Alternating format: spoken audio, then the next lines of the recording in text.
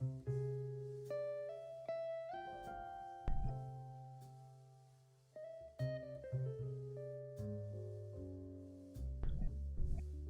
está. Bienvenidos y bienvenidas a todos y todas. ¿Cómo están?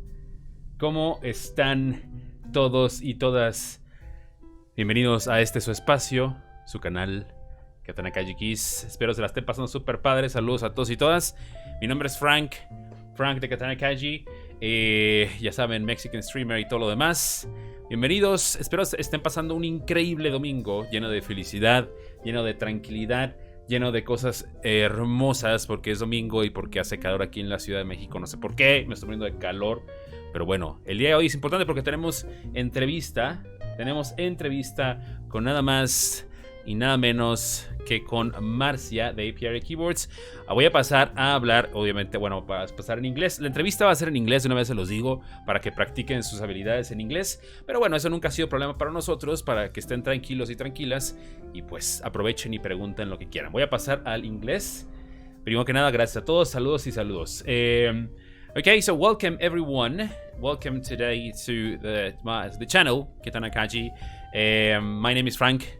I'm a Mexican fellow streamer and mechanical keyboard streamer. And here we are today with the one and only Marcia from Apiarykeyboards. Hello, Marcia. How are you doing today? Hi. I know. I see. Poor Sandra, poor Super Switch in your chat saying she's really sad. This is in English. Girl, I told you a million times. It's been like 6 years since I spoke Spanish. We're not doing that to myself today, or any of you guys. You deserve better. Well, I mean, I can try to switch from. No. Everything is going to be in English. Of course. Yes. 90% volume. Well, first of all, first, I want to know if the volume is correct for all of you guys. I don't know. I want to know. I mean, the music I think is alright. It's okay, but I'm trying to. Okay, awesome. But I think I put it all correctly. So, Marcia, I'm gonna try to start tuning up the volume. Meanwhile, I do that. First of all, first things first. Can you please introduce yourself? I mean, talk to us about who you are. What do you do? You know, all the drills for the people that actually don't know you, because some of the people out in the chat are from the Latin American community. So yes, can you please? Yeah, of course. So my name's Marcia, as you said. I go by Apiary or Apiarykeyboards, and I build keyboards full time, and I stream them on my channel like 3 times a week, 4 times a week actually. I lied. And there's not much more to see. Sorry, you guys can see my C-stand, by the way. I always forget to move that out of the way for these streams. My bad. It just shows that I'm a real streamer, right? I'm not faking it. Awesome. So I just saw a post a couple of I think it was today. I know yesterday when you actually opened the questions in Instagram that someone asked you that if you do this full-time job, is this what you actually do for a living? Building keyboards for the community, for clients, making, I mean, creating content for different platforms. Is that true? How is that possible? So I've been, I mean, this has been my full-time job since I started. About 2.5 years ago. So I've been doing this full-time for quite a while. I started off doing, you know, really the only way that's possible is I started out with a board building business, and content's always just kind of been something I've done for the community, rather than like for myself, but obviously, you know, more and more, it's becoming kind of more of a focus, which I'm grateful for, because it means I don't have to do like 30 builds a week anymore, which is nice. But yeah, no, and as far as how that's possible, it's going to be a really blunt, really boring answer. I'm good at being poor, and I'm okay with it. So that's possible. Well, yeah, it's because it's a question that probably a lot of streamers and content creators, not only about keyboards but anything in general, it's like how actually manage to build out of the things that you actually love. Because I would say this is something that you really like, right? I mean, this is your passion. Oh God, I hope so. I really hope so. Otherwise, what have I been doing with the past 2 years of my life? And how do you discover this? How do you discover this whole amazing world of mechanical custom keyboards? Yeah, so I went to build my first PC about 4 years ago. You know, with that, obviously I wanted to get a nice keyboard. My boyfriend talked me into getting a nice keyboard, and then like while I was looking for like the cheapest nice keyboard I could like try things out on, I stumbled on the mechanical keyboard subreddit and read through the wiki and thought this whole thing was like really cool, and I just kind of fell in from there and haven't managed to get out yet. Okay, and that was way before you start building them on like live stream, or? Oh yeah, for sure. I didn't feel comfortable building anybody's keyboard till about 2 years into my hobby journey, after I built like several keyboards. Obviously, I'm not gonna ask people to pay me to build a board unless I felt reasonably comfortable. I knew what I was doing. So yeah, and I also definitely started being way more interested in kind of the artisan community before I got into the keyboard community as well. So I kind of took that trajectory too. Okay, awesome. You know, I tried to do that, to start with the artisan world, but I think it's a rabbit hole in another rabbit hole. You know, it's like way too many things, and it's way expensive.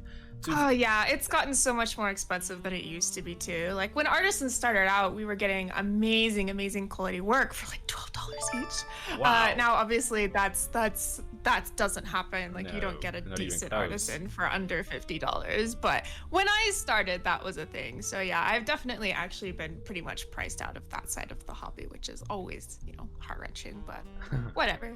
Nice. Okay, well, before the next question, I am gonna take the time to actually thank everyone in the chat and for the follows. Thank you guys, thank you girls for the support. I just look at the chat and there we have Alex's raid. Do you know that Alex and the Keepcast gang, they always raid me on Sundays, like a thing now that we have together. Thank you guys. Thank you for the raid. Alex, how are you doing? Today's Keepcast was with Yura. So, hey, how are you doing? I hope that the Keepcast was amazing. We get Matt where he doesn't stream. But today I have Anteha. Oh, you're Nathan. How are you doing, Nathan, too? Awesome. All the gang. Amazing. Well, hopefully you had an incredible Keepcast. An amazing guest that you had.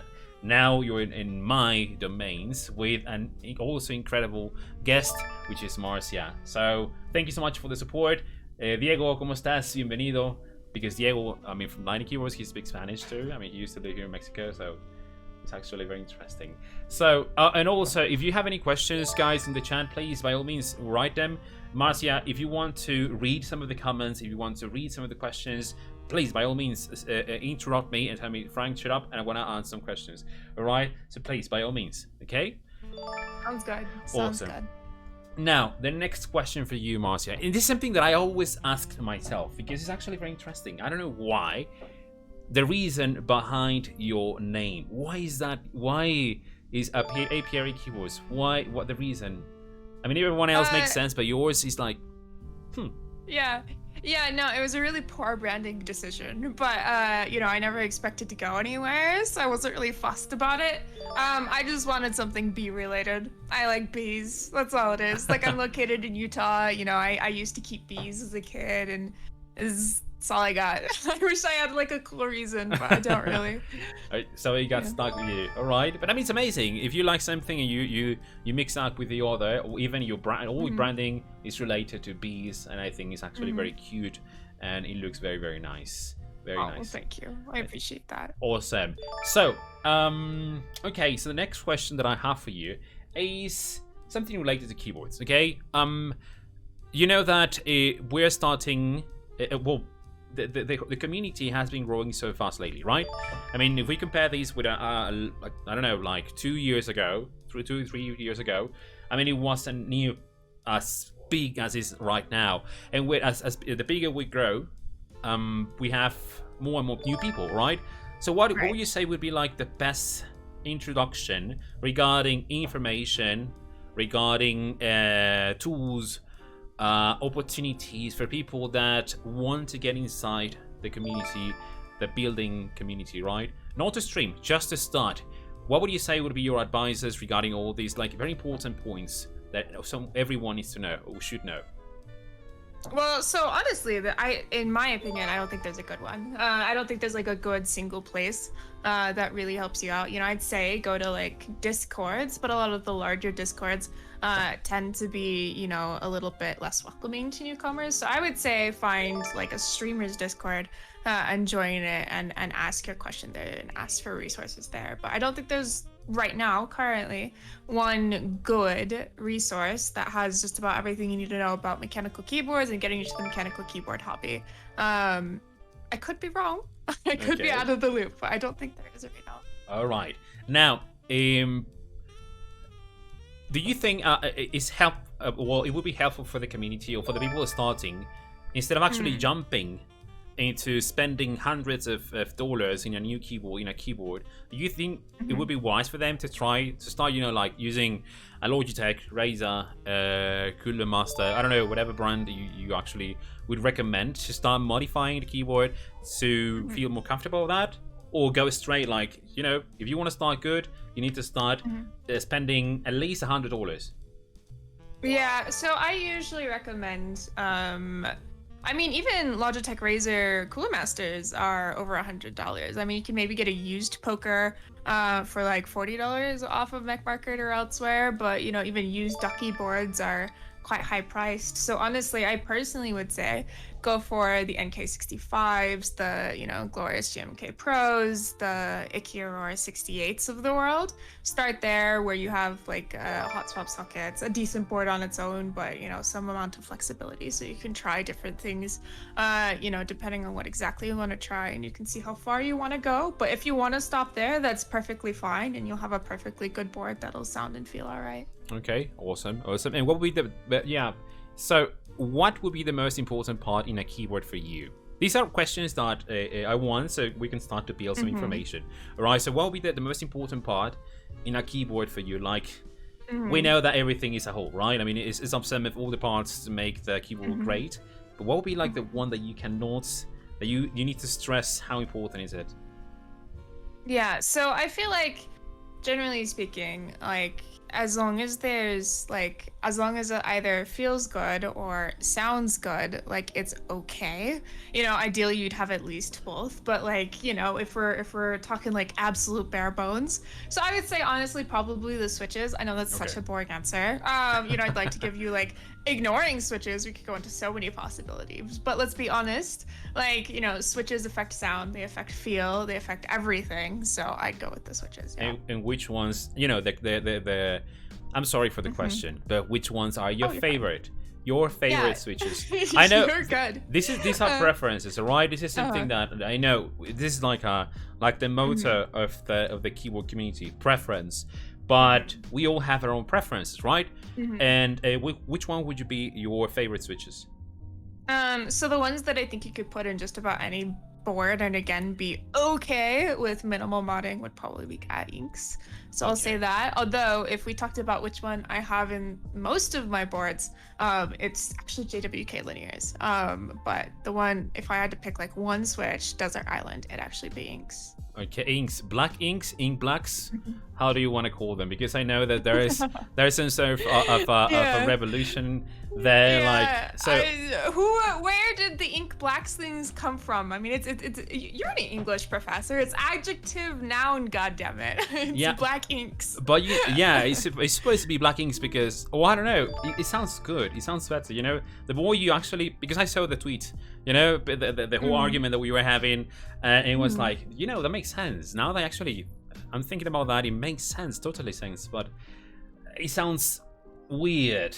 Blinks. That's how people actually in my Discord, they start to put them. I don't know if they actually came up with a name, but Blinks, black inks. It sounds interesting. Okay, so now that we know your switches, now that we got into the whole preference field or environment area, based on that, how do you feel when people ask you, because I'm not gonna ask how many times do you get asked which one is better than the other, because it probably is gonna be 100 times daily, right?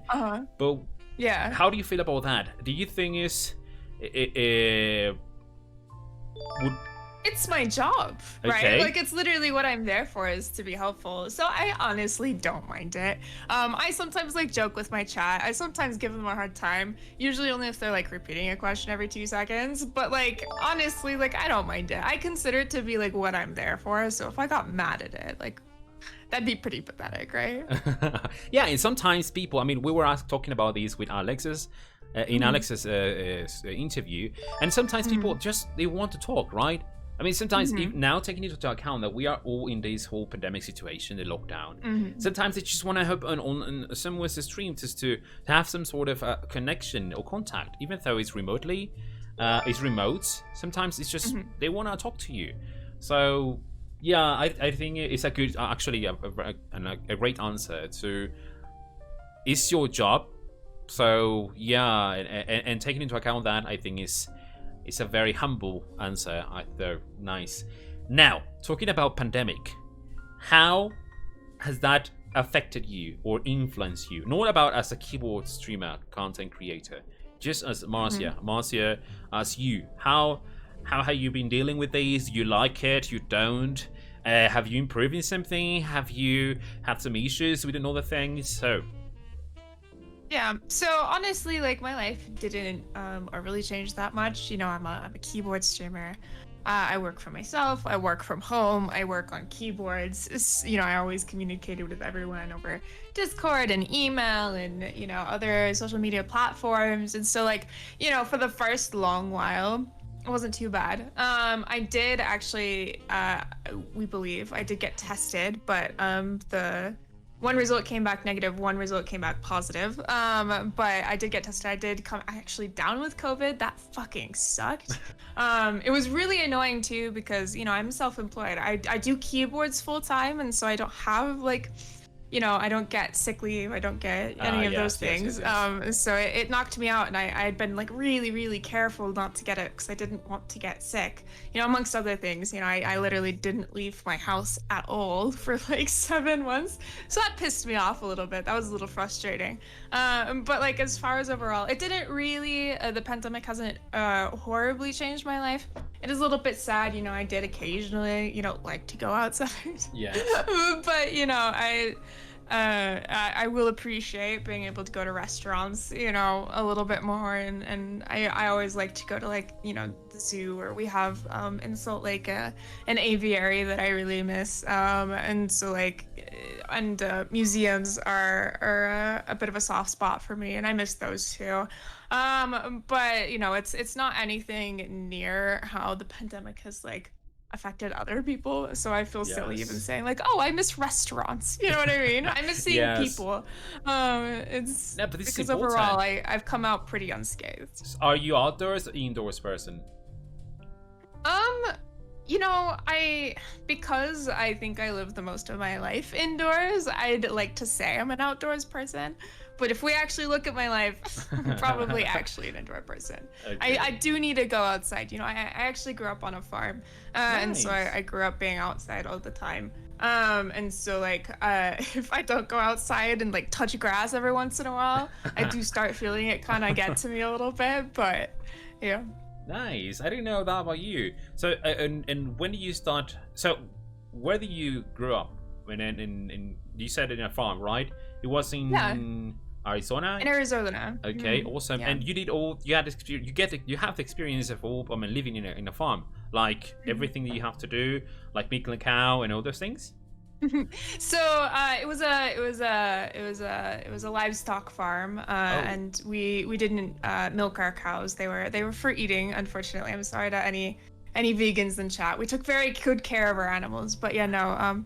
We had chickens for eggs. We had about like 200 or so chickens that were free range, and then we had pasture-fed cattle, and then a bunch of sheep as well that again were for eating. And then we also had an orange grove, a little apple orchard, and nice. 1 million apricot, plum, pecan trees, and blackberry bushes. It's a little odd, I really do. But do you see yourself sometime in the future actually getting back to the farm? No. No? Even though you miss it so much. I miss it. I miss it to a degree, but you know, I don't miss constantly, you know, going to school smelling like cow shit, or having to wake up every morning very early, feed the cows, get home late at night, feed the cows. You know what I mean? Like take care of all the animals. That was like my life growing up from the age of like 6 onwards. So I don't miss that. I do miss the animals, and I do miss good food. But besides that, we're all right. Okay, and so does your family live there? I am assuming that you get back there from time to time. Well, before the pandemic, it was easier, right? So, is that something that you actually do very often? I mean, getting back to your family, spend some time there, maybe for Thanksgiving or Christmas, and then get back to where you live now? Unfortunately not. Me and my family aren't necessarily on great terms. Oh, I'm so sorry to hear that. You're all right. No. Okay, I didn't know that, Chad. I'm sorry. I swear, I didn't know about You're that. Okay, so well, this is important. I want to know. I'm asking these because it's always nice to see some like a different phase of what we see from streamers like on screen, right? Because people are actually when they go to your streams, they hop in your chat and they ask. Usually are the same questions. They can see Marcia as who you are, right? But sometimes it's actually interesting to see like a different background, like what you used to do, maybe your plans in the future. We can assume that maybe you want to continue doing keyboards, but is there something else that you want to tell us about the future? Maybe not in a short term, but maybe in a long term. Have you thought about if you want to continue doing keyboards, or you want to try to do something like bigger, or maybe moving countries, right? I don't know. Is there something else that we can know? Well, I mean, I don't think there's anything really that I'm ready to share quite yet. But I do really love keyboards. I very much enjoy it. I do want to finish getting my degree. I did go to college for a little bit. But unfortunately, I ran out of money, so I had to stop. I actually started money in part to kind of I started streaming in part to, and building keyboards in part to try and go back to school, and we're just about there. But yeah, so I would like to finish my degree, but I am planning on hopefully holding on for the keyboard ride as long as I can, or as long as I feel comfortable. But you know, if I think anybody who does content creation, or even content creation full time, can really understand.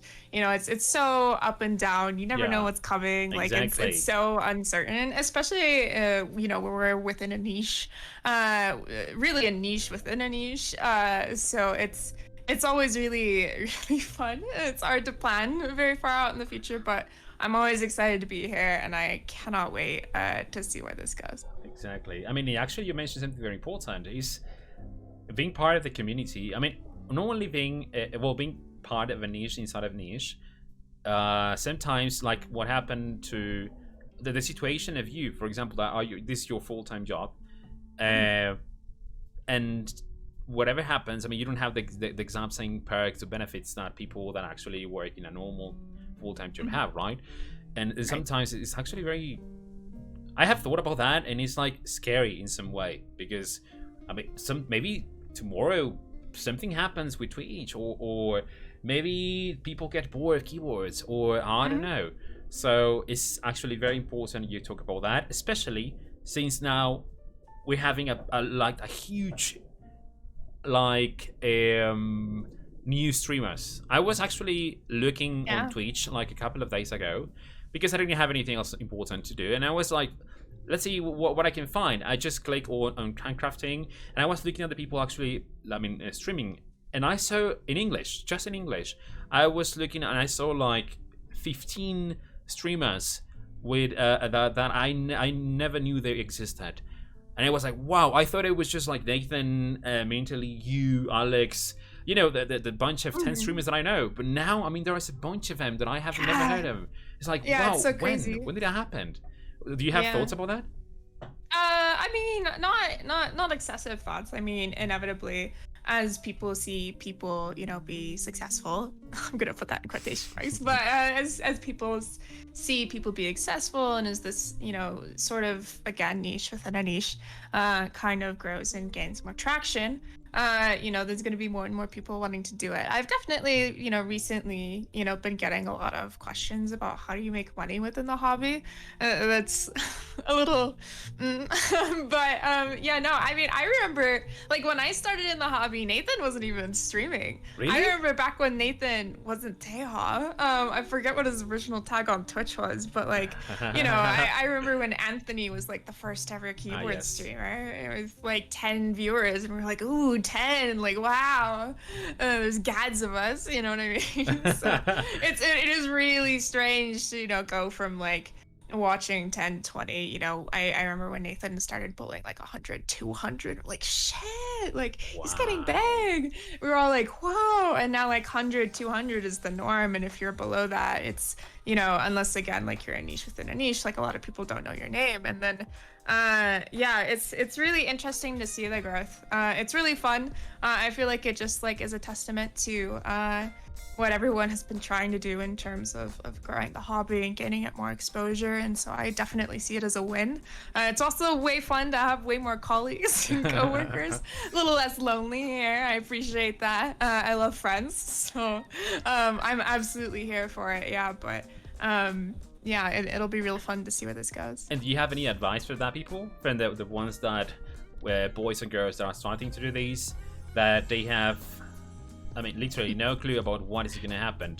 Any advice that you can give someone that is starting to create, maybe not streaming, but create, well, yes, focus on streaming, because I think YouTube is another platform besides Twitch. So for sure. Any advice that you have for people?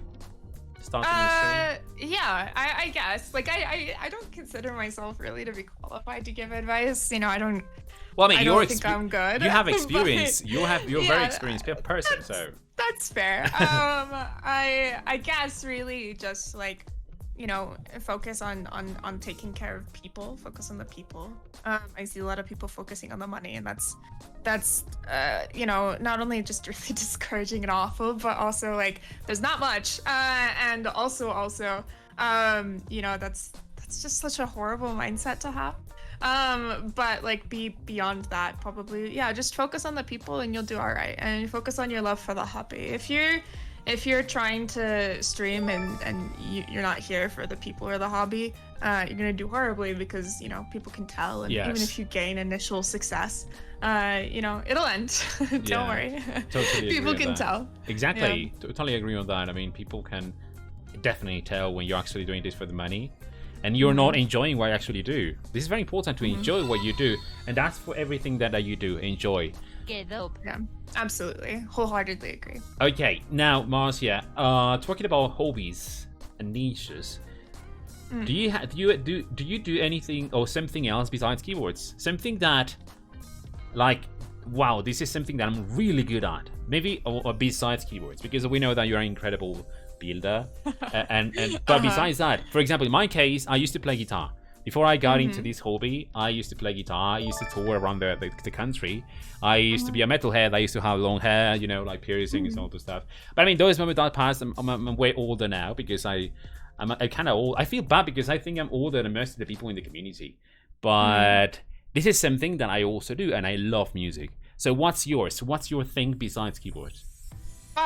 Well, I mean, my life right now is really just keyboards. I occasionally find the time to try out a new game or something. I keep plants because I miss plants, and I have 2 cats because I miss animals.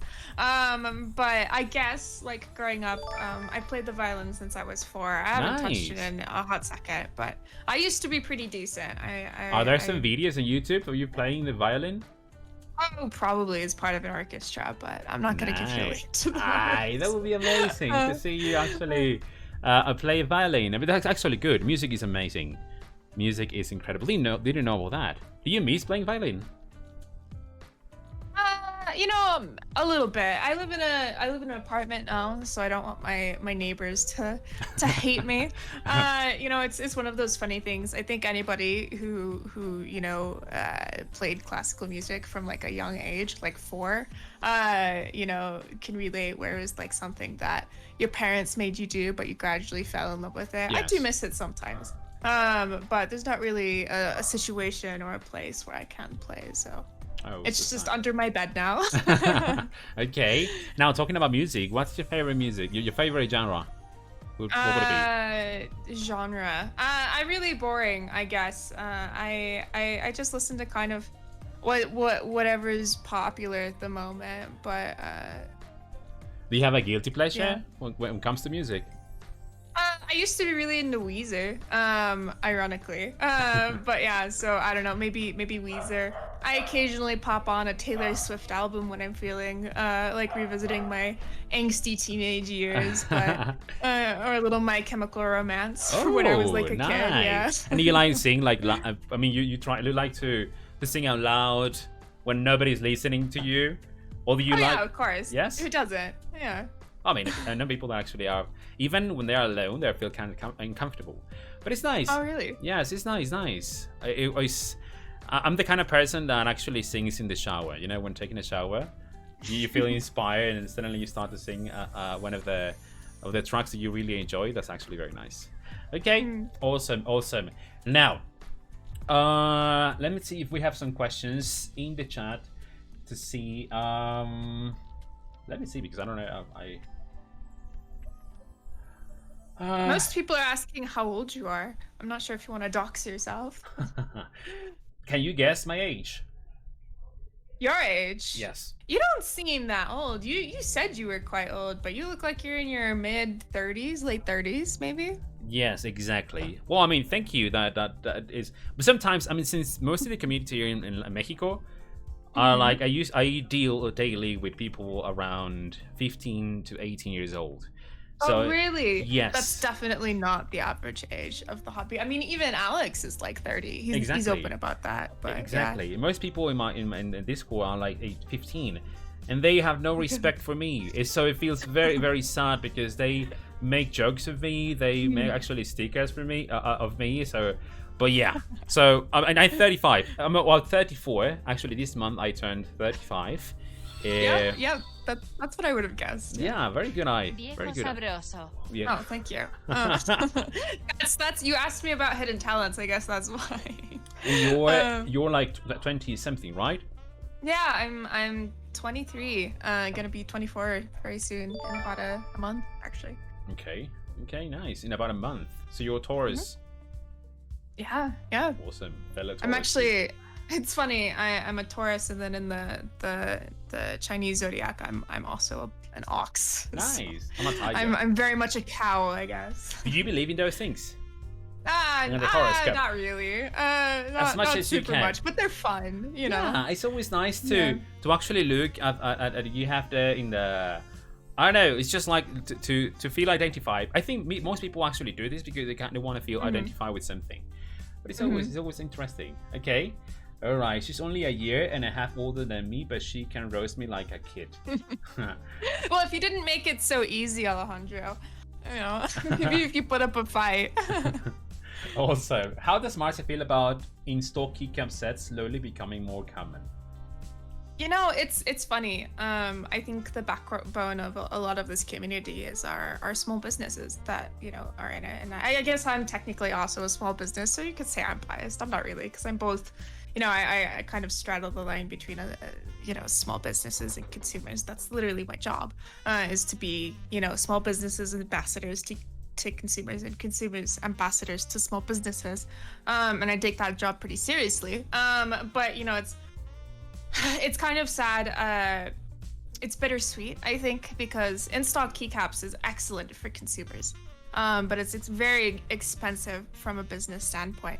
And I think part of that in-stock keycap set business model, it's more kind of just that question more is just, you know, how do you feel about group buys slowly disappearing? And again, that's really kind of a bittersweet question, because I'm excited that this hobby is becoming more and more accessible to people. I mean, there's tons and tons of people who never in a million years would wait 6 months to a year to even 2 years for their keyboard parts, you know. Like, that's just way too long, and you know, where we can, you know, buy stuff on Amazon and have it here next day.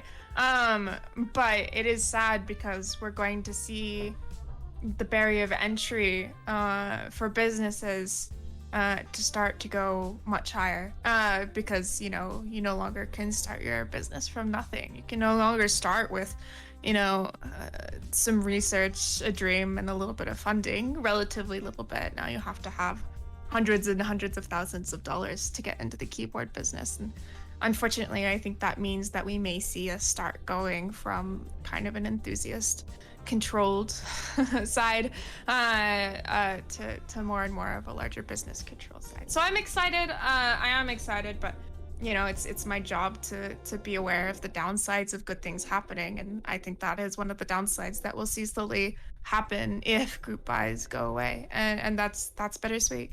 Okay, awesome. Because I mean, you have your own set, right? Noir. Oh yeah, I do. Noir. I do have my own set. I run that with a vendor though. I didn't run that myself, but yeah. So, and how many group buys are you in now? Have you lost count of that? I mean, you have I don't know how many gym cases have you jumped in? How many keyboards are you waiting? I don't keep a spreadsheet. I did do my taxes recently, but I don't want to talk about it.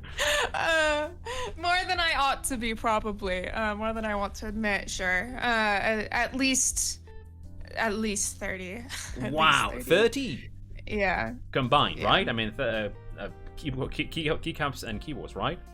Oh yes, okay. Of course. Yeah. Wow.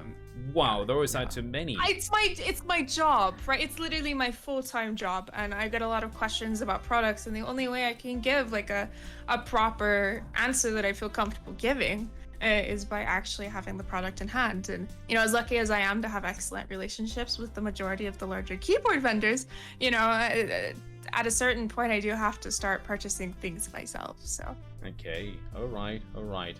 Alejandro is asking something. I think Marcia needs to talk about the elephant in the room. What does she think about the OTDs? OTDs? I mean, they were one of the original customs, especially customs with a K, but customs in general. I think they definitely were very innovative. I think a lot of them still kind of stand the test of time, but yeah, I'm not sure what you're asking. OTDs are fine. She's answering seriously now that you think. Should I? UTDs or OTDs? Oh, what do I think about clone keyboards? Honey, are you really asking me what I think about clones? I think they're extremely detrimental to the hobby, and I think supporting them is a huge mistake. Definitely. I mean, especially since we are in a very small niche, taking advantage of those things, I think, is a very cheap shot. I mean, clones are inevitably and invariably made by larger businesses who don't care about the community as a whole. They only care about the business aspect, right? They're large businesses. It's their job not to give a shit about the consumer beyond what they need to make money. And so, when you're supporting a clone, you're not only just supporting, whoever made it, obviously doesn't care anything about, designers or the eventual outcome of the hobby or where it goes in the future. They're just interested in making money quickly for themselves. But also, you're not supporting one of our smaller businesses that actually cares about you. Exactly. You're purely supporting somebody who wants your money and take your money and move on to other things. They don't give a shit. Okay. And talking about these, creating keywords, creating things for the community. We know that you have your GMK Noir, okay? But also, I think I saw a couple of, days ago, that you actually have, I don't know if you did this by yourself, that these like trays. Oh yeah, I make little resin trays. I mean, those aren't really, that was never supposed to be like a business. Honestly, that was really just supposed to be kind of a nice thing for people who support me. I started making them for myself, and people were like, hey, I want those are cool. And so I started making them available, just little resin artisan trays. I mentioned before I was into artisans before I was into this hobby. For a little while I actually was starting to gear up to start an artisan business, but unfortunately I actually developed an allergy to the resin that I was using at the time, so I couldn't do it at the time. And so yeah, this is kind of just my way of trying to stay into, the resin casting hobby, but doing it in a way that I can actually participate in. Okay, and you have plans to actually venture deeper into the hobby. I mean, from the designer perspective, not only keycap sets, maybe keyboard designs. Have you thought about that? For sure. I mean, I love the hobby. I love every aspect of this hobby, and I want to do my very best to explore every aspect of this hobby. I've already, explored a lot of the corners, but every one I can for sure. But I never want to, I care about my community, and I care about the people outside of my community who are in this hobby. And if I don't feel like I can offer a product that brings something new or interesting or with your time, I'm not going to sell it. So yeah, eventually for sure, but I'm gonna have to find the time to learn and develop something that I feel is worth selling. So it's something. So by that we can tell that we can see, or maybe an actual apiary keyboard in the future.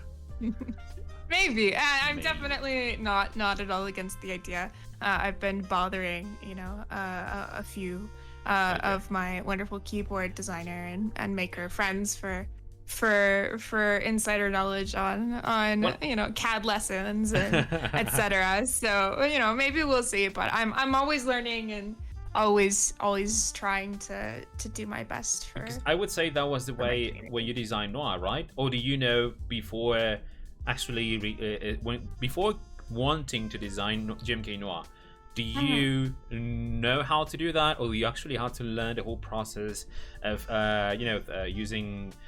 I don't usually know how these programs are called. The render programs. Yeah, so I didn't render my own set. That's still something that I do want to learn. Excuse me, eventually, but I again just haven't had time for. Unfortunately, I have to pay my bills. It's definitely something that I'd like to learn. But Noir was definitely, I thought I understood okay. how to design and run a keycap set group buy, and for the most part I would say that's true, but I'm very lucky that I have several friends who have done that themselves for many years, who are willing to kind of help me through the bits that I didn't anticipate, I'm excited for that set to deliver, Matt.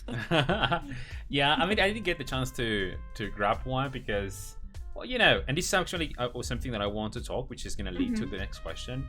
As you know, I don't know, have you ever been to Mexico? I haven't, embarrassingly, considering, I grew up like 3 hours from the border, but no, I haven't. Would you like to come here? I mean, to come to Mexico to visit us?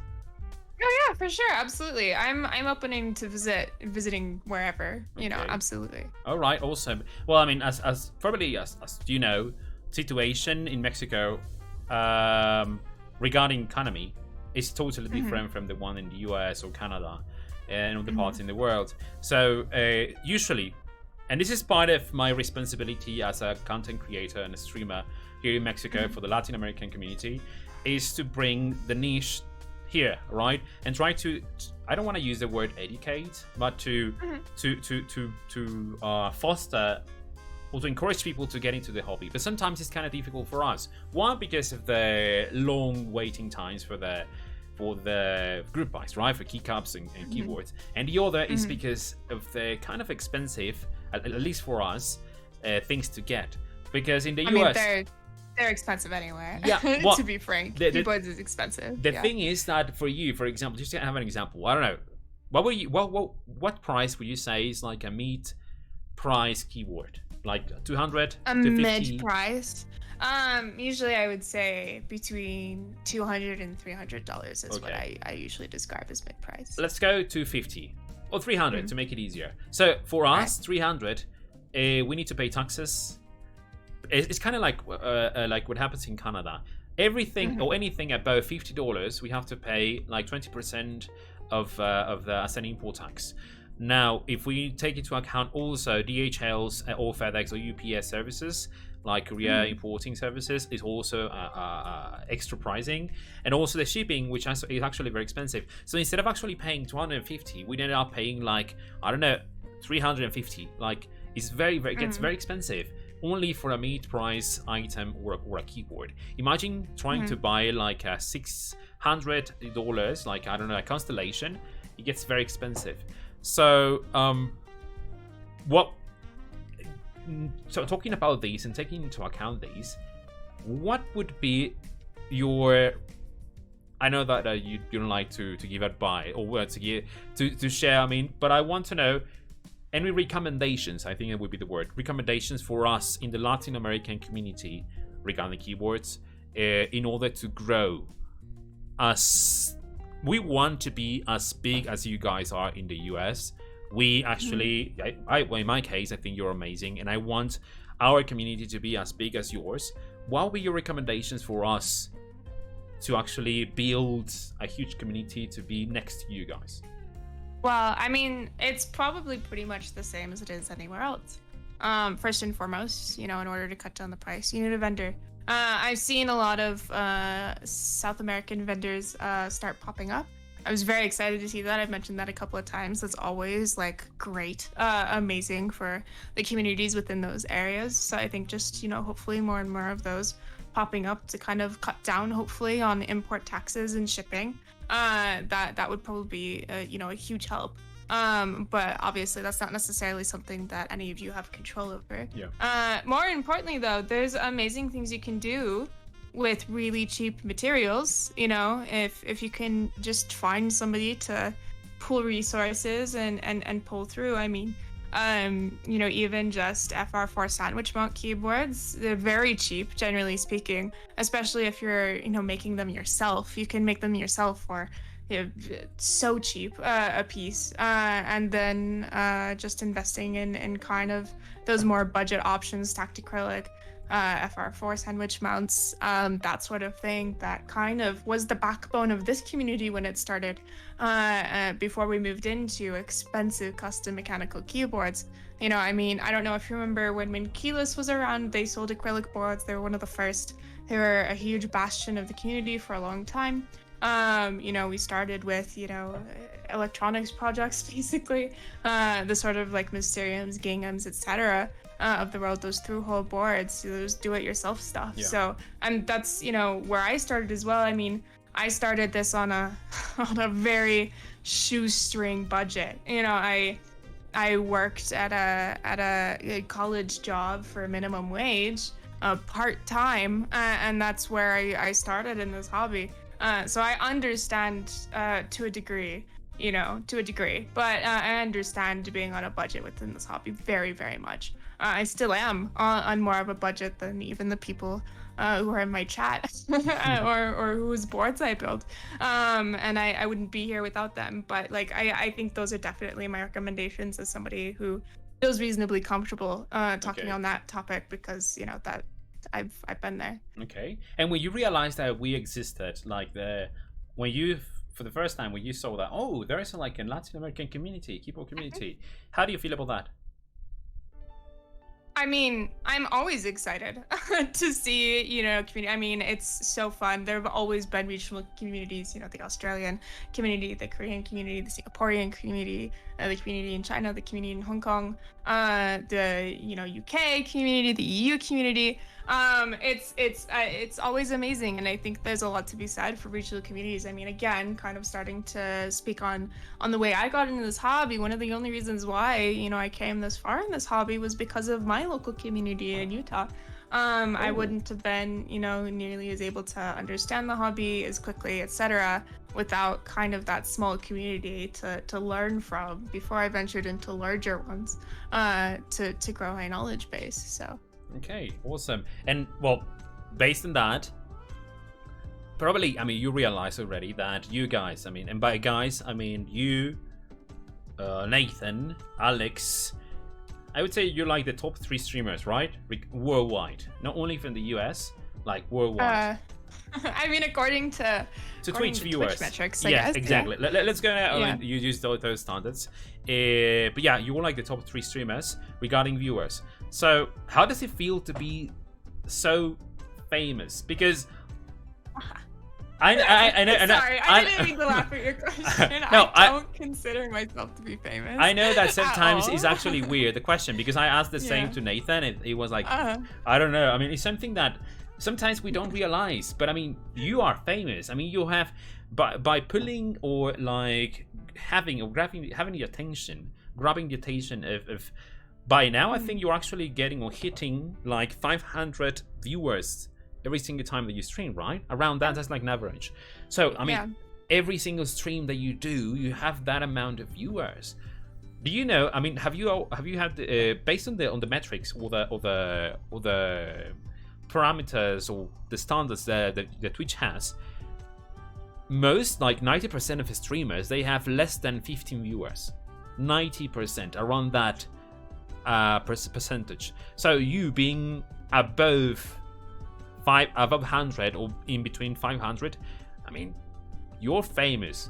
So how does it feel? Do you feel responsible? Do you have some sort of do you think you have a responsibility? Do you feel nice? It feels good, or are you afraid? How do you feel about that? I mean, I've never focused on the numbers, and even when I was polling, you know, thankfully I've never been really below 20 viewers, but even when I was only polling 20, 15, I've always felt responsible. Even before I was, you know, a streamer, I've felt responsible, and I've tried to be really cognizant of, you know, my job. I've always considered to be helping this community grow, helping people learn more, and taking care of my community. That's literally what I'm here for. That's what I've always tried to do. So yeah, absolutely. And I don't know, I don't really pay attention to the numbers. I'm always just trying to do my job better, and that's like all I want. And I don't consider my job to be polling, you know, numbers. I consider my job to be helping people. I think anybody who you know is in this job and pays attention to the numbers, or you know, feels low when they have really bad numbers, or only, you know, considers their community numbers. Yeah. I think that's in and of itself kind of maybe a what's the word, a marker for who they are as a person. I've never ever thought that way, and I hope I don't think I ever will. That's just not who I am. And so has it been hard for you as a person being where you are, like as a content creator? Sometimes, I mean, even myself, which I am nowhere close to what you guys are in. I mean, as I'm not gonna use numbers to as recognized as you are. Sometimes I think, in my case, I feel the pressure of trying to do the things right. I'm gonna try to use that word. For sure. Yeah, of course. And I think I'm simultaneously both lucky and unlucky. And I apologize for bringing this up. You know, I never want to harp on a point, and it happens every time. But ultimately, it's who I am. You know, I've also always felt that pressure just because, you know, I'm a girl in this community. There weren't at the time. There were no visible female members of the community. Maybe Olivia, but she intentionally kind of stayed in the background as much as she could.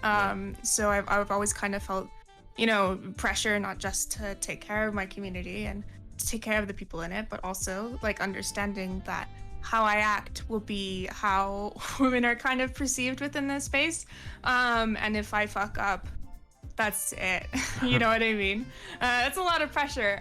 But because I've always kind of come from that, you know, as the numbers have grown, it's never hurt me necessarily more, because that's the way I've carried myself, and the way I act, and the way my opinion is perceived has always been in the back of my mind. Okay. I mean, if you're uncomfortable, I have to say this. If you're uncomfortable with some of the questions, please tell me, Frank. I don't want to answer these questions. No worries. Okay. If I feel uncomfortable, I will 100% let you know. I just wanted to apologize for bringing it up, because no, you know, it's important. It's inclusion. I mean, you know, it is something that we need to be aware of, and I'm so glad. You don't know how glad I am to see. Remember that I told you a while ago that I was just looking on some new streamers. Half of the streamers were girls, and I was like, wow. Yeah. And it's so amazing. She's so happy. Yes, it's so freaking amazing. So, and it's just, for example, I mean, the ones, Liskits, I don't know how to pronounce that. Basic, yep. Yura, Mentally You, I always forget the name of the girl with the glasses. That she looks. Straight Chroma. Yes, maybe? yes, her. Yes, yeah. So there's a Sandra's in chat. She's a wonderful female streamer as well. Nice. I think I haven't. I think there's another one from Australia, but I can't remember her name. It's because sometimes we pick very strange name for streamers. Of course. Yeah, but it's so amazing, so amazing. So, how do you handle these? Oh, well, no. Now that we're talking about that, have you ever felt some sort of glass ceiling in this whole in the community? Maybe not with your followers, but I mean talking about the situation inside from the perspective of a designer and a streamer. Has it been maybe not a glass ceiling, but some sort of privilege because of being a girl, or the other way around? Like there's a bad situation that happened to me because of that. There's not ever once been a situation where I have felt like being female has been an advantage within this space. Okay. Sorry if that comes across a bit strong, but it's true. You know, I've had to deal with many situations where people were acting inappropriately toward me. Yes. Sometimes vendors within the space, even people who were, you know, interested in working with me within this space, even. Co-workers even. So no, not even. I think anybody who, you know, that's actually something that comes up a lot. A lot of people will say female streamers only get viewers because they're female. If only they know the truth, right? If only they knew what actually happened behind the scenes. It's always been a bit of a sore spot for me, but yeah, no, it's never been an advantage ever. I think, again, you know, speaking back to, you know, the few females that were in the space, they can kind of attest to this too. One of the reasons why you don't see or didn't see visible females is because of what they dealt with. Okay. Yeah, the community can be sometimes. We as a community can be some asses. Good thing is that it's actually evolving towards hopefully a better place where once again everyone can be. We are the same people. We are humans before gender or whatever. I always get confused with gender and sex. So yeah, but I mean we are humans, right? So. Yes, and I'm very glad to see when I was looking for those, it was amazing to see how many women were actually streaming. It was like, wow, I'm surprised with quality content. Okay, I always get very impressed, and I feel very good when I see that you actually put some effort on what you actually do. I mean, you have a good, maybe a production, you spend some time, you spend some money, because this is not easy and cheap, all right? We have to put the effort on those things. So, but this is a question, not a tricky question, but it's gonna be something that I really want to know. Taking all this into account, how much effort you have put into the hobby, into your stream, the content, the quality, your cameras, the connections, the networking that you have done, because we know the networking is so freaking important. Now, what makes you memorable? Why do you think? Yes. What makes you who you are, and what do you think people actually? Kaji, I have no idea why I'm here. I have no idea. I don't know. That's a better question for chat. Chat, why are you here? Why do you follow her? Why do you give me a platform? Lord, I don't know, man. It's the food talk. Fair. Fair. Yeah. Everyone has something. Everyone has something. It's the food talk. And it's actually very nice to see sometimes try to like an insight. Like, okay, why do people follow me? Is it because the quality of the stream? Is it because of my jokes? It's definitely not the quality of the stream. Even poor, I hope it's okay that I mentioned this. Yeah, poor Kaji was messaging me. Like, you're kind of late. Like, what's going on? Like, are you there? Like, are you okay? My PC broke. I have no idea what went wrong with it, so we had to switch things around last minute before stream. Things are always breaking, so it's definitely not that. I thought that she bailed on me, so I was like, okay. But no, it was. I stood him up. Yeah. It happens. I mean, it happens for all of us. I mean, we don't have like professional studios, so Marcia provides a fun atmosphere to build keyboards and allows people to be themselves. She's an awesome and kind person. It's a great place to learn. There you go. And this comes from another streamer, Alex. Nice. curved camera, the overlay not matching the scene, and a camera going slow. You can't tell people about my crooked camera while my camera is crooked. That's just unfair.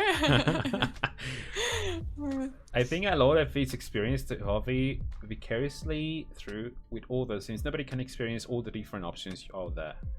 Okay, I love that you'll tell us how you actually feel. That's also something that Mentally has. You know, it's always nice to see that us, I mean you, Nathan, Alex, Mentally, we are real people. I mean, we are not just like freaking robots. I mean, we didn't learn how to be in front of a camera. I mean, we learned by ourselves. We didn't go to, I mean, unless you went to some sort of an academy or you.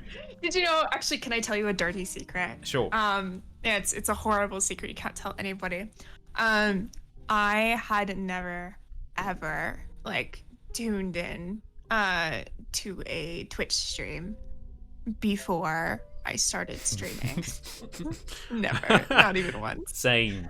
I feel bad about that because I had to learn. Do you know all the vocabulary and the slang and all the words that people use here on Twitch? And I just learned a couple of months ago and it was, I feel so old about that.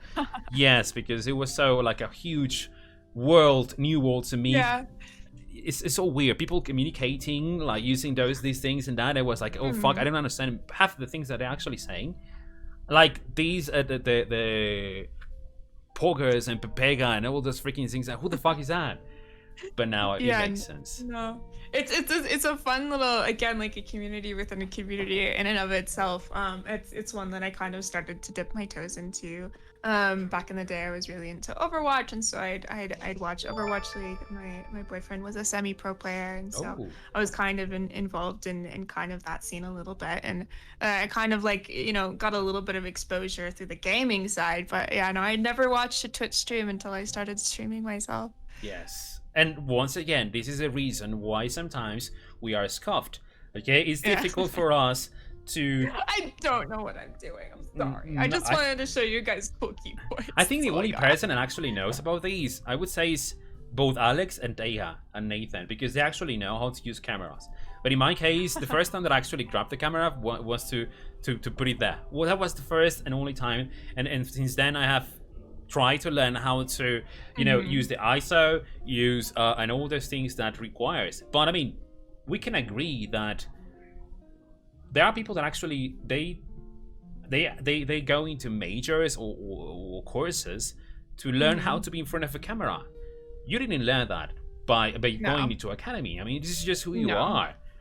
And sometimes I think people can be very how's the word, like very not rude, but we need to be more... maybe rude's the right word. Maybe comprehensive. We need to understand that sometimes it's difficult for us to be in front of people, right? It's not easy. I challenge the people in chat to try to stream one day in front of a camera and try to feel comfortable. It's very very difficult. I'm very lucky that I started streaming before, again, like keyboard streamers were really a thing. I mean, before Nathan even went full time. And so I'm very lucky that I got to kind of work through the kinks and get a feel for it and start before kind of everything blew up and everything got so high budget. I'm still trying to like keep up with it. I mean, I'm still trying my very best to find the time to learn to do a better job for my community and my audience and what I can do for them. But yeah, no, it's a struggle. Alex can attest to how many times he's had to help me with weird camera issues or bad lighting or funky overlay shit. So yeah. So and well, we can agree that sometimes, even though you're prepared, is sometimes the worst can happen, right? So what have been your work experience not building a keyboard on a stream? It could be anything that you want.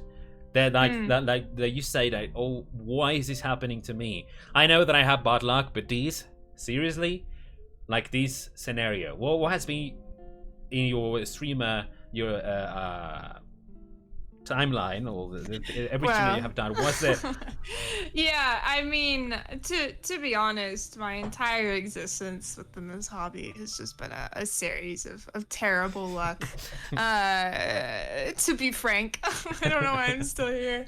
It's kind of magical. But I would say probably the most memorable for my chat, at least. There are a few times where I used to have a top-down camera setup where literally, I mean, I was streaming from a really small apartment. There wasn't any room, so I literally had my tripod on top of my couch. Wow. And I had my desk butted up to my couch, and that's how I streamed, because I didn't have money for a C stand or anything.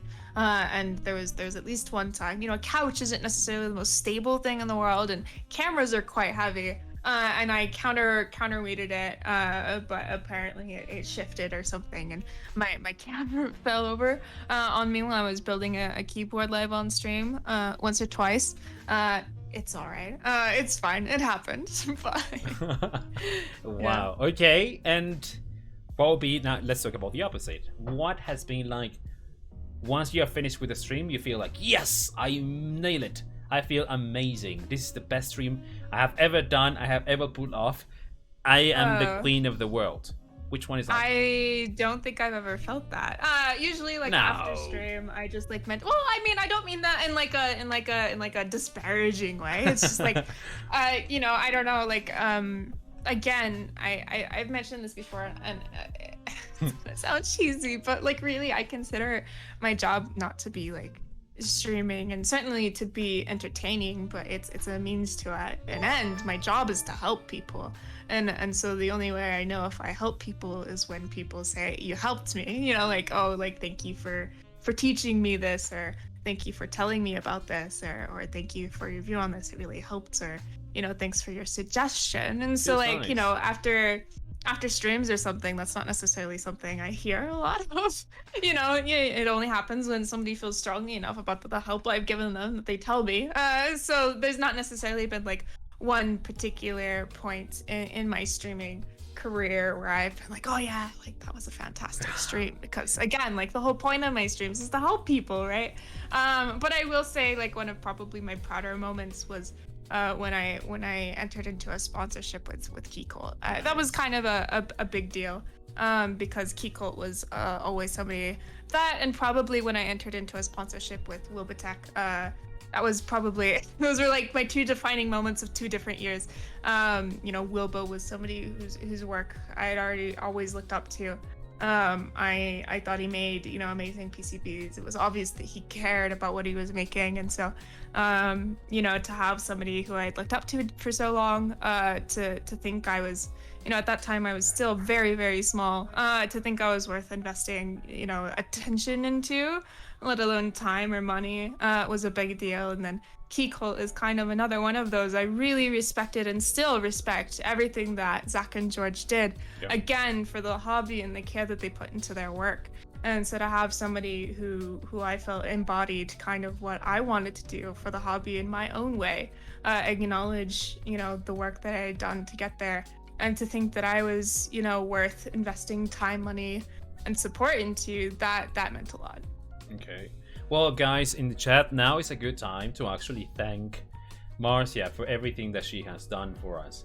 Because, yes, sometimes even, and now that you mentioned, it actually rings, you know, that me, as a teacher, a professor, we do something, actually, we teach. We help people to try to understand something, right? We share our experience and knowledge.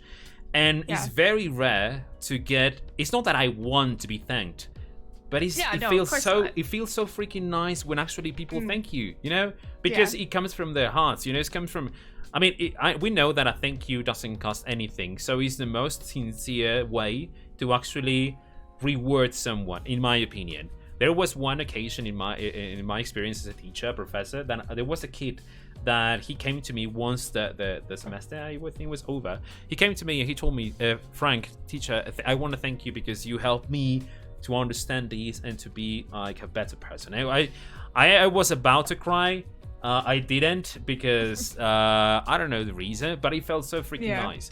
It felt so nice. And so I mean, yes, there you have in the chat now some ways of cheers and thanks for you, because I mean, you deserve it, right? You, Nathan, Alex also, who's in the chat, also deserves these.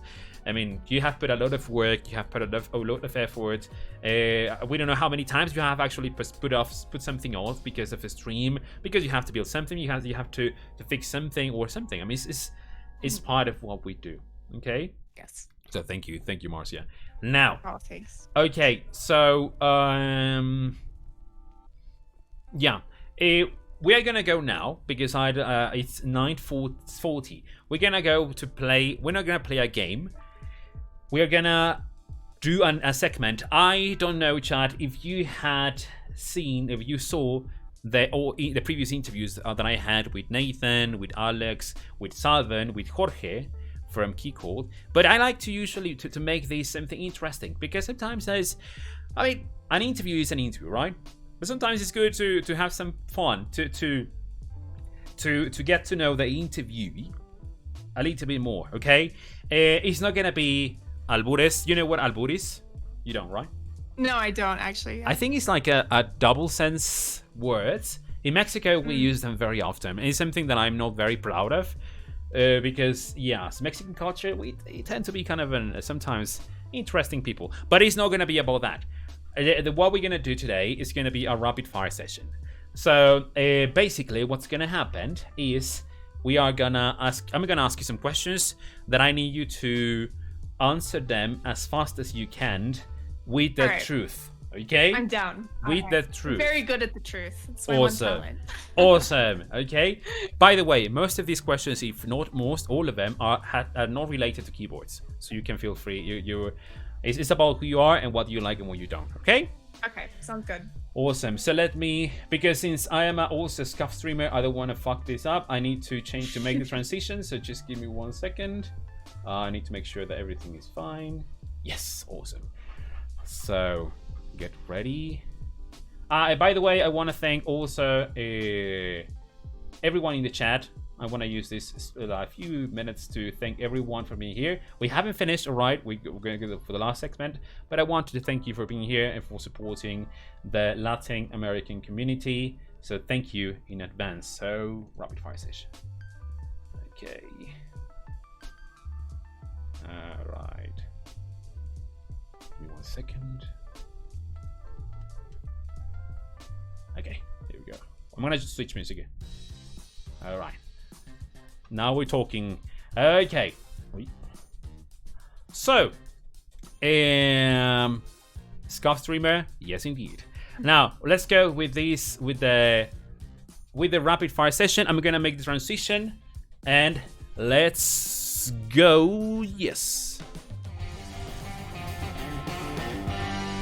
The rapid fire session. Let's go. There you go. So the first question that I have, these ones, if you're looking at my stream, Marcia, you can see the questions, but these ones are in Spanish, okay? But I'm gonna translate them to you. So the first question is, what do people say when they recognize you on the street? Okay, so I actually had somebody recognize me in real life. It was very uncomfortable. If you know who I am and you see me walking around, please don't say anything unless I'm like out at a meetup or something, because I was like, oh, you know me. Oh shit, you've seen me online. Okay. It was a she or a he? She actually. Oh, nice. And how did she approach? Funnily enough, it was the wonderful lady who, who did my hair. Really? So I'm now considering switching hairdressers. I'm just kidding. I'm sorry if you're watching this. I'm not. Kind of. But yeah, no, it was really funny. She was like, "I think I know you." It's like, oh, okay. Did we go to college together or something? Like, I haven't been in Utah for very long, but like maybe we met there or something, and I just like forgot you or something. She was like, no, I think I've seen you online. And just like immediately I entered like panic mode. I was like, oh, really? Okay. Like, hoping she was thinking of somebody else because I'm not big, right? But yeah, no, it was a lovely conversation. Nice. Thank you very much. Nice. I'm just very shy. So, yeah. Okay, awesome. All right. Next question. Your favorite accent. And this kind of sounds weird, but it's your favorite accent in English. Like on the Australian accent, the Latin accent. No, I'm very partial to an Aussie accent. Probably because I feel like my Aussies really understand me and my usage of swear words. I've tried to stay away from them. Hopefully I managed to do so mostly this interview. But I do tend to swear. And so I just feel seen whenever I hear an Aussie say cunt, you know? It just speaks to who I am as a person. And there we have Wheelbar. Bloody oath we do. I don't know how can you do Australian accent? Can you? No, I think I would probably lose sponsorships if I tried. Okay, all right. Next one. The track of the song that actually boils your blood. I mean, that makes you, wow, this is my jam. This is my song. Right now. Oh Lord. Okay. Trying to. I really only listen to sad songs. Is that depressing? Probably. But I think one of the first ever bands that I really enjoyed. In fact, the first CD. I know most of you are too young to remember what. I say that as a very young person. What CDs are. The first CD I ever bought was Green Day's American Idiot. Oh. So probably anything off of that really gets me going. Nice. So I'd say probably that. Okay, so that when you listen also to My Chemical Romance, it doesn't make you feel like. I did, yeah. As a kid, I was very into. I was a very emo teenager. So yeah. Everyone does. Everyone. I mean, in my case, I didn't like. Well, I do like it, but I used to listen to some sort of another kind of music genre. Okay, next one. Do you do karaoke? No. Have you ever done that? Not at all. Have you I've ever actually tried? never done karaoke, actually. Is there a way that we can actually, like a subathon reward for Marcia's karaoke in the future? I'll think about it for next subathon. It depends on how much I want to embarrass myself, I guess.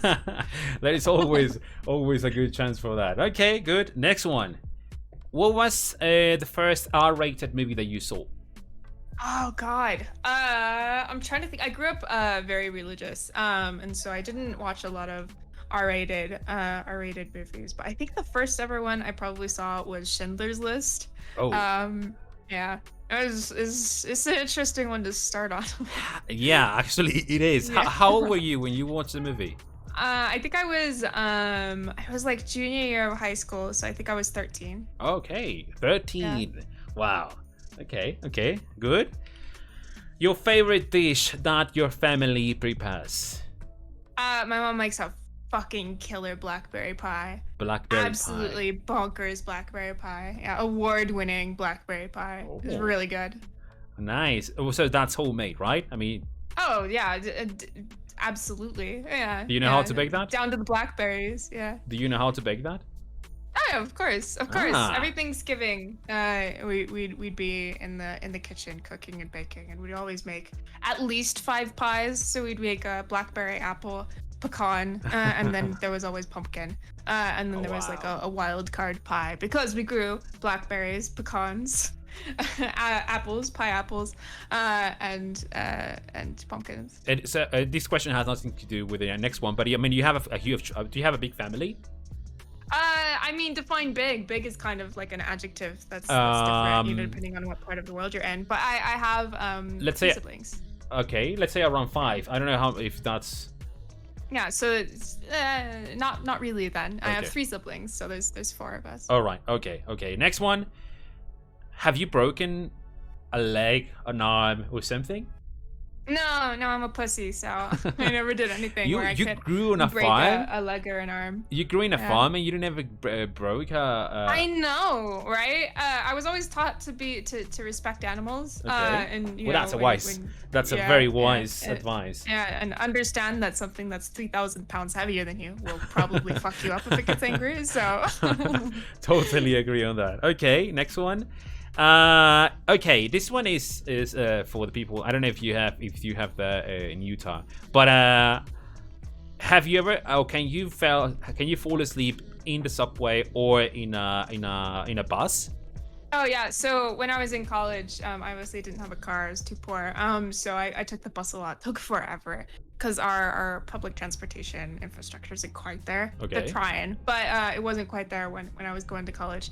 And so yeah, I definitely fell asleep taking the bus on more than one occasion. It was not good. And how do you manage to wake up right on the station, or where you're supposed to? I didn't. I didn't wake up. That's right on the why station. you arrived It late. was a fun time. Yeah. Okay, awesome.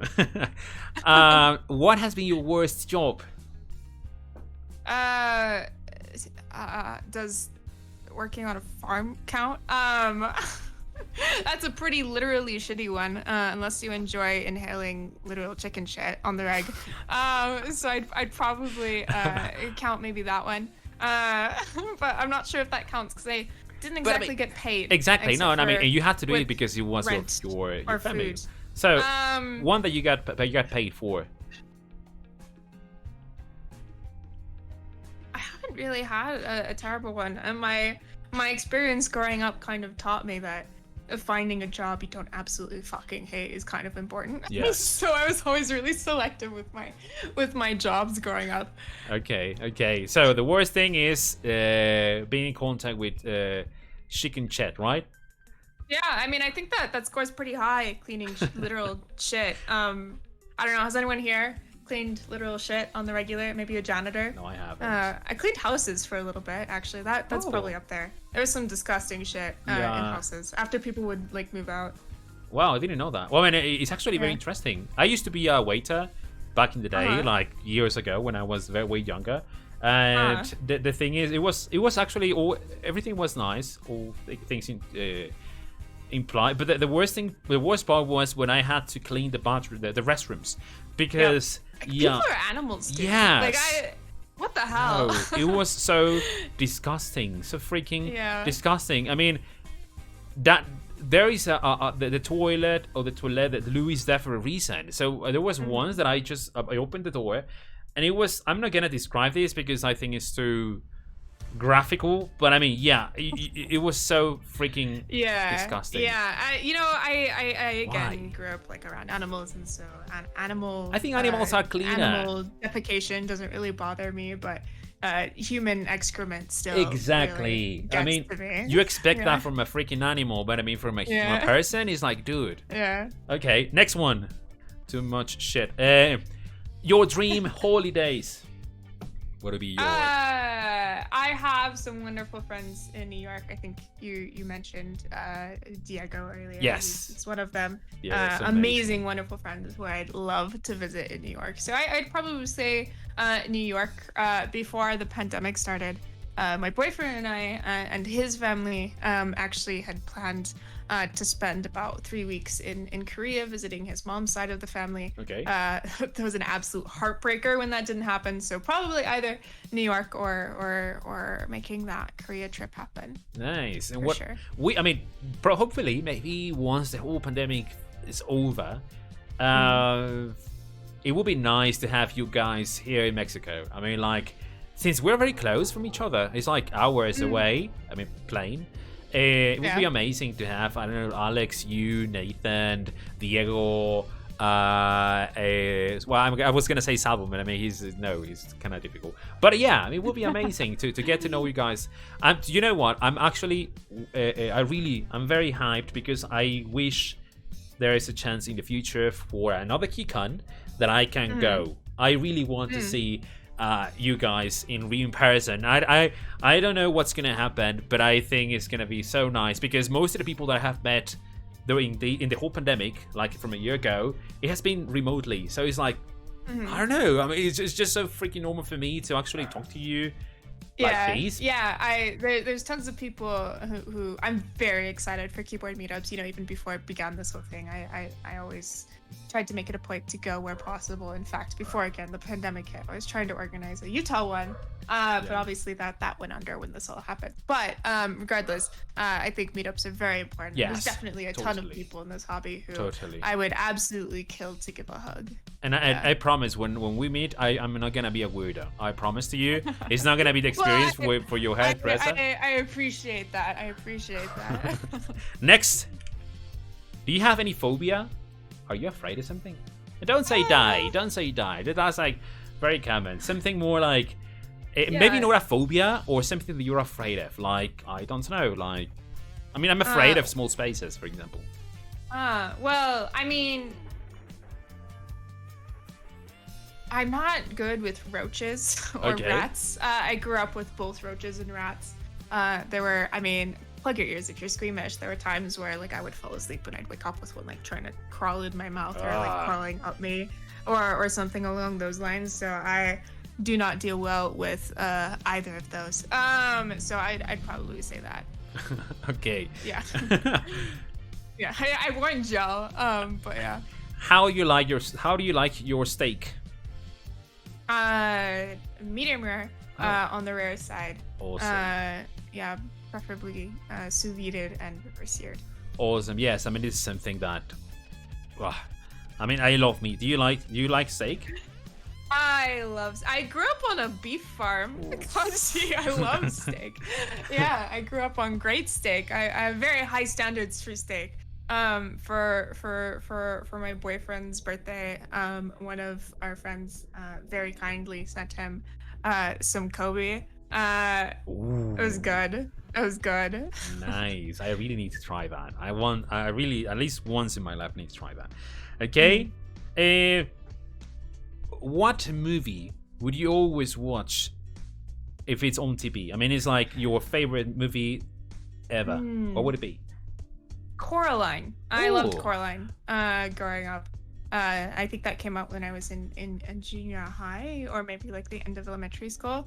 And it was like the first movie where I was both like, man, I fucking love this movie. And also it was just so gorgeous as well. Like on top of it, like I fell in love. How many times have you watched that? Have you watched it? Probably like 6. I would say probably about 6 times. Okay, nice. You know, I only have watched that once, not so long ago. I would say like 2 years from now. 2 years ago. I think it's 2 years ago is the first time that I watched the movie, and it's an excellent movie. Yeah, it's so freaking creepy. I mean, it's so nice. Yeah. But when I was old, I was like 30 something when I watched it, and just by looking at the family, I mean, spoiler alert, if nobody has watched the movie, go watch it. First off, yes. It's actually iconic from like an animation standpoint. Exactly, totally. But you know, when they have these the how do you call this thing? I forgot. The button. The buttons, yeah. Yeah, on the eyes, it was like, wow. That's so creepy. That's so terrifying. I don't know.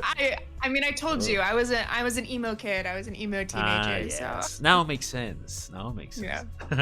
Okay, and what's the worst place to line up? I mean, for example, like in the bank, or to order some food, or in a queue for a restroom. I don't know. Yeah. Have you ever been in have you ever been in there's 2 answers that I can think of. If you've ever been to court for any reason, it's a horrible place to line up. Have you? I mean, not for myself. What do you do? I have been in court before, not like again for myself, like I wasn't a defendant or a plaintiff, but yeah. Okay. That's always really fun. And then I think the other one would probably be like to get into events. It gets very claustrophobic because usually there's not good lines set up. Usually everyone just kind of floods into like a single point, and they just kind of push, and it's just kind of awful. Exactly. Okay. Now, before getting into the next question, I'm curious. Were you like a misbehaving kid when you were young? No, I was a great kid, honestly. Okay. Yeah, no, I was good. Yeah, no, I was a good kid overall. I didn't really care about my grades though. So that was my one feeling as a child, I think. All right. Okay. I mean, you give me that vibe, like a very good girl. Okay. Right. And talking about being a kid, that's more like a. What do you like to be when you were young? Like your dream job? I wanted to be an astronaut growing up really badly. Yeah. And when did you realize that you didn't want that? that being an astronaut wasn't good for you?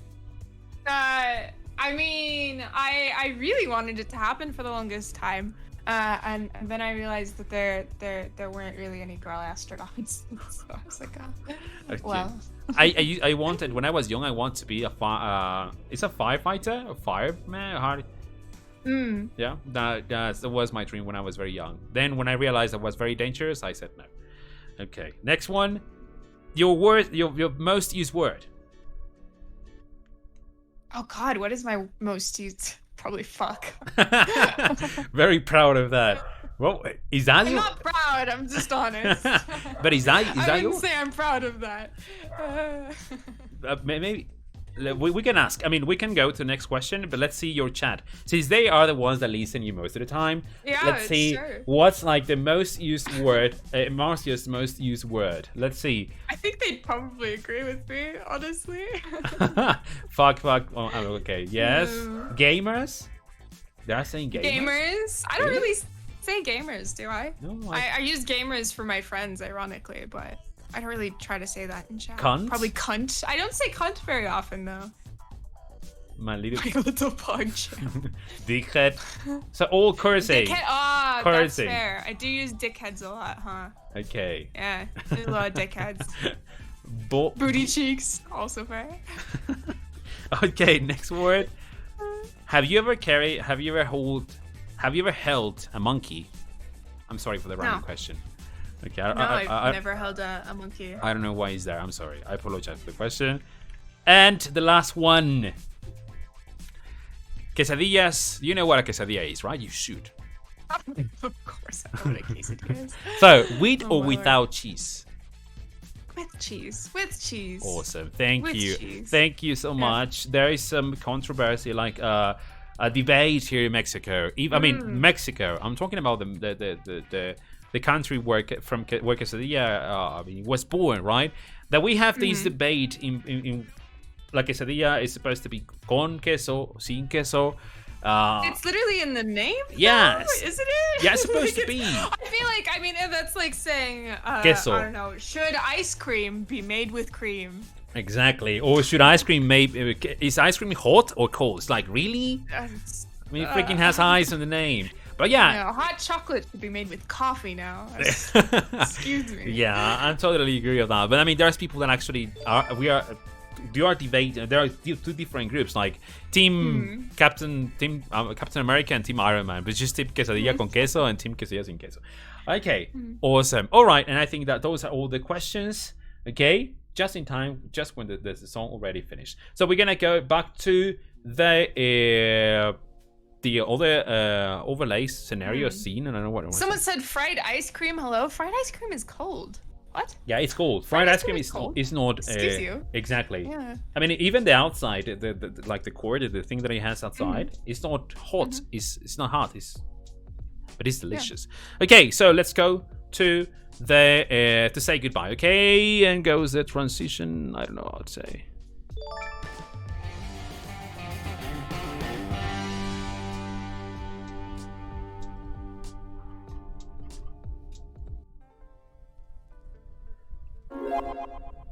Okay, we're love back. fried ice cream. Sorry, this is the side. I fucking love fried ice cream. Yeah, what's the name of that? 10 dessert. It's tempura, right? I mean, that's the name that I at least the name that I know in Japanese, tempura, ice cream tempura, something like that. Okay, I don't know. so all right, so guys, we sadly we have come to an end. Okay, so before we start to say goodbye, I want to thank Marcia, and I want to thank the chat. I'm going to start with the chat, guys. So thank you everyone in there for helping the stream, to say hello, to come and support. So you know, this stream was special, I mean, for many reasons, and that's the reason why I did this in English. All right, usually this is in Spanish. All right, this is like a Latin American or Mexican. I'm Mexican. I'm from Mexico, so the stream is in Spanish. But if you decide to come from time to time, I can always answer your questions in English. You know, I can do, and it will be amazing to see your support for the Latin American Mexican keyboard community. So thank you so much in advance. thank you, because if you weren't here, I wouldn't be here. If you didn't exist, if you didn't support, no Marcia, Teja, Alex, mentally, none of us would actually be here, or maybe we would have enough support to continue doing what we actually love and have passion in what we do. Okay, so thank you guys, thank you. Now, Marcia, thank you so much. Before I thank you, can you please, or you want to say some words before we go? No, just like maybe a continuation of what you were saying. Thank you so much, guys, for watching and supporting us, and especially supporting of those of us who are trying to further support our and grow niche communities to help them, you know, be and help the overall hobby be more inclusive and accepting. And we appreciate you guys so much. We wouldn't be here without you, and I'm excited to see the good we can all do together. Super excited. Cannot be overstated how excited I am. So yeah, thank you guys lots. Exactly. And this is the I usually try to make this interview so you can see that we are humans, okay? We make mistakes, we are scuffed, we are incredible, just like you are, okay? Just like you are, we are people, all right? And it's always nice that you actually understand that and support us the way that we are. We are not superhumans, we are not superheroes, or we are just like you are, right? Amazing and beautiful people, right? So, Marcia, thank you so much for actually taking the time. I know it's kind of late, and I know it's Sunday, and probably you had something more important to do. So, thank you so much. Never. Thank you so much for getting the chance for making some time to spend with us. This is something that I also told Nathan and Alex. You guys were my inspiration, part of, and this is a question that I forgot to ask you. I mean, who's your inspiration? It doesn't have to be like related to keyboards. Who is your inspiration? In my case, related keyboards are you guys, all right? You, but probably my friends and my father, my family are like they are. I'm doing, and I am because of they. Think because of them, all right? So in your case, who would be your inspiration? Who makes you actually? I've been saying it throughout this entire thing. Everything I do is for you guys, right? Like as much as I possibly can. So really, my inspiration, even from the very start, was to share what I have and what I knew with the people in the community to try to help them out and help make it a better place. So, yeah. As cheesy as it is, that's the truth. But that's the truth. Exactly. This is so freaking lovely. So thank you, Marcia, once again. Because of Nathan, because of Alex, and everyone else, is why I decided to do this. So thank you so much. I really hope that you had some fun today, because we learned a lot from you. I mean, your followers, your chat actually learned something new from you that you didn't actually streamed or before. That's the secret. Don't share that. This is for you, chat. You can't tell anybody. Which probably is something that we all have in common, or most of us, right? So yeah, thank you, and well, have a good day, guys. I'll see you later. Before we go, this is something that I usually do because I have like an outro song that I usually use to wrap everything up. So thank you guys. You know, I stream on Thursdays and Sundays. Don't expect fancy keywords like Marcia's bills. You know, we are starting, which is new to the, well, we're not new, but we are starting to get more words. Next week, I have, oh shit, I have a Salvation too.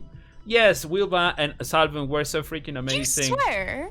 Yes, I do. You swear? What? I have it there. It's a black one, and I'm so excited because actually Salvan and Wilba were so freaking supportive to give you the chance to build one. So thank you. Don't miss that. It's gonna be next Sunday. All right. So thank you guys. Have a very good day. Please stay safe. Please be happy and enjoy the rest of the evening.